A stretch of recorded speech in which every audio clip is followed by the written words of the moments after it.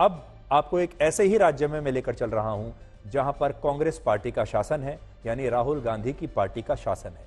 इसलिए अब आपको हम हिमाचल प्रदेश के मुख्यमंत्री सुखविंदर सिंह सुक्खू का एक मजाक दिखाएंगे। मुख्यमंत्री सुक्खू ने कहा है कि वो और उनकी सरकार में सारे मंत्री और राज्य के मुख्य संसदीय सचिव 2 महीने तक अपना वेतन नहीं लेंगे, क्योंकि हिमाचल प्रदेश पर कर्ज बहुत बढ़ गया है। हिमाचल प्रदेश की आर्थिक स्थिति बड़ी खराब है और ये जो कर्ज है हिमाचल प्रदेश पर, अब ये 86,500 करोड़ रुपए तक पहुंच गया है। लेकिन असल में ये एक बड़ा मजाक है और मजाक से ज्यादा कुछ नहीं। और हम ऐसा क्यों कह रहे हैं, जरा आगे देखिए। उससे पहले आप ये देखिए कि हिमाचल प्रदेश की स्थिति आखिर हुई कैसे। तो इसका कारण है चुनाव में किए गए बड़े बड़े वादे, जिन्हें हम अंग्रेजी में फ्री बीज कहते हैं।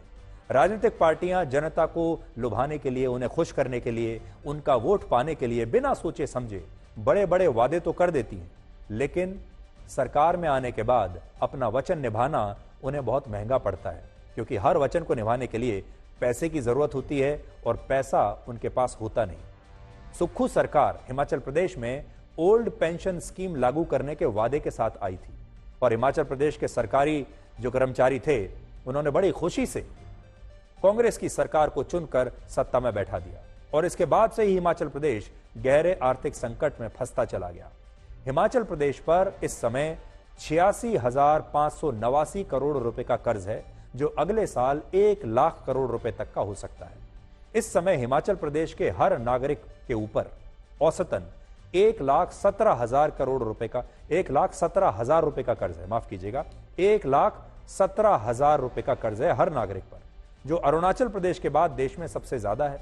और यही कारण है कि मुख्यमंत्री सुक्खू ने यह ऐलान किया है कि उनके मंत्री और हिमाचल प्रदेश के मुख्य संसदीय सचिव 2 महीने तक अपना वेतन नहीं लेंगे। लेकिन असल में यह फैसला लोगों के साथ एक भद्दा मजाक है। कैलकुलेशन में आपको बताता हूं कैसे। फिलहाल हिमाचल प्रदेश में मुख्यमंत्री समेत 11 मंत्री हैं और प्रदेश में 6 मुख्य संसदीय सचिव हैं और इन सभी का 2 महीने का वेतन जो मिलाकर बनता है वो है लगभग 77 लाख रुपए। और अगर इनके भत्तों को भी इसमें हम मिला दें तो इस सब का वेतन 2 महीने का बनेगा लगभग 1 करोड़ रुपए। और अगर 86,589 करोड़ रुपए के कर्ज में से ये 1 करोड़ रुपए कम कर दिए जाएं तो ये हो जाएगा 86,589 करोड़ रुपए। देखिए, माफ कीजिए, 86,588 करोड़ रुपए ये रह जाएगा, जिसमें से अगर आप 1 करोड़ हटा देंगे तो। और जो हिमाचल प्रदेश के कर्ज के इतने बड़े समुद्र में एक बूंद के बराबर भी नहीं है। इसलिए मुख्यमंत्री सुक्खू का यह ऐलान हिमाचल प्रदेश की जनता के साथ एक भद्दे मजाक जैसा है।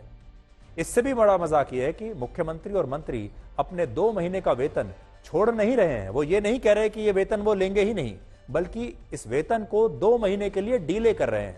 मतलब ये वेतन बाद में ले लेंगे, जिसे वो बाद में लेंगे। यानी ये फैसला सिर्फ एक दिखावे की तरह है, जिसमें जनता तक ये खबर तो पहुंचेगी कि देखिए, मुख्यमंत्री और बाकी के मंत्रियों ने राज्य पर बढ़ते कर्ज के कारण अपना वेतन तक नहीं लिया। और जब लोग 2 महीने बाद इसे भूल जाएंगे, तब मुख्यमंत्री और उनके सारे मंत्री चुपचाप एक दिन अपना 2 महीने का वेतन एक बार में ले लेंगे। प्रदेश की भीषण वित्तीय परिस्थिति के दृष्टिगत मंत्रिमंडल में चर्चा करने के बाद सभी मंत्रिमंडल वाले के सदस्यों ने ये तय किया कि जब तक प्रदेश की आने वाले समय में जो सुधार और अच्छा नजर आता है, 2 महीने तक ना पे लेंगे, ना टीए लेंगे, ना डीए लेंगे। और यही अनुरोध मैंने जब अपने सीपीएस साथियों से कहा, उन्होंने कहा 2 महीने तक हम भी नहीं रहेंगे। महज ये छोटा सा अमाउंट है, लेकिन एक सिंबॉलिक अमाउंट है। ये चाहे 1 करोड़ है, चाहे 1.5 करोड़ है, जितना भी है, लेकिन एक सिंबॉलिक है। इसके अलावा मैंने सभी विधायकों से भी अनुरोध किया कि आप चाहते हैं, क्योंकि विधायकों के पास, हम तो सरकार के लोग हैं, कि अपने जो कर सकता होगा वो भी अपनी 2 महीने तक सैलरी को रोकने की मैंने उनसे बात की। जिन चीजों से सही मायने में असर पड़ता है, प्रभाव पड़ता है, उन पर अमल करने की आवश्यकता है। सीपीएस आपने जो कॉन्स्टिट्यूशन के मुताबिक नहीं बन सकते वो आपने बना करके रखे हैं। कैबिनेट के दर्जे के साथ आपने बहुत सारे लोग बना के रखे हैं, चेयरमैन बना रखे हैं। और जिस प्रकार से सारी चीजें सुविधाएं उनको उस प्रकार से दी गई है, तो निश्चित रूप से मैं मानता हूं कि इससे सारी चीजों का समाधान नहीं है। 1 लाख करोड़ का हिमाचल प्रदेश का ऋण का आंकड़ा पार होने वाला, और ये श्रेय वर्तमान के हमारे मुख्यमंत्री व्यवस्था परिवर्तन सुख की सरकार सुखविंदर सिंह सुक्खू जी को जाएगा।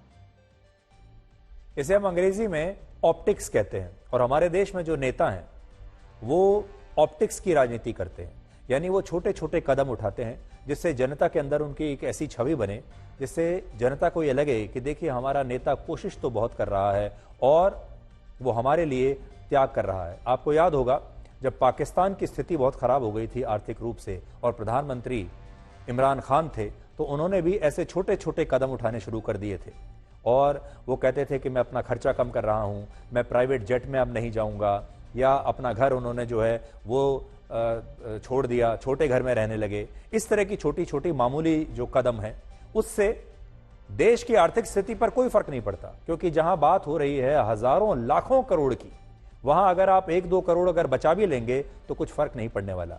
लेकिन नेता अपनी छवि को बचाने के लिए इस तरह के छोटे छोटे कदम उठाते हैं ताकि लोगों के बीच एक संदेश जाए, और इसी को कहते हैं हम ऑप्टिक्स की राजनीति।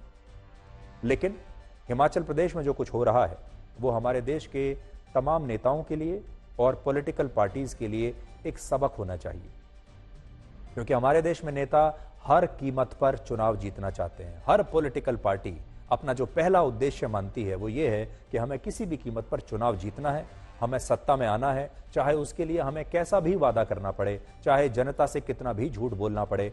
नेता शुरुआत से ये जानते हैं कि सरकार की स्थिति खराब है, हमारे पास ये वादा पूरा करने के लिए पैसा भी नहीं होगा, लेकिन तब भी वो ये वादा कर देते हैं जिसे हम अंग्रेजी में फ्रीबीज कहते हैं, और जनता को बताते हैं कि हम आपको इतनी सारी चीजें मुफ्त में दे देंगे, जबकि पैसा होता नहीं है। और जनता इस लालच में आ जाती है और फिर ऐसे नेताओं को वोट दे देती है।